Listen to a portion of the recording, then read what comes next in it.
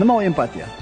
Empatiya degani odamlarning his-tuyg'ularini anglash. Ya'ni hijolat olayotganligini bilib turasiz. Chunki kitob o'qisangiz 20 ta personaj bo'lsa bir romanda, har bittasini ichki kechinmalarini yozuvchi yozib o'tadi. Bitta kitob o'qisangiz yigit 20 ta odamni rolida o'ynaysiz.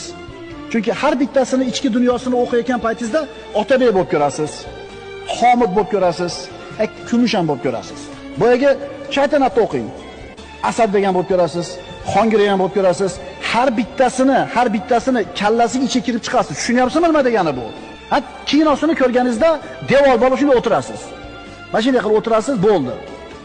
Ichki kechinmalarni bera olmaydi. Yigitlar, haqiqatni aytaman. Eng zo'r kinoteatr nechida hozir? Eng zo'r kinoxona seni aqling. Sen har bitta geroyni, har bitta personajning ichida bo'lasan. Xongireyda fikr qilasan. Chuvrindiga fikr qilasan. Kesse palvonga fikr qilasan.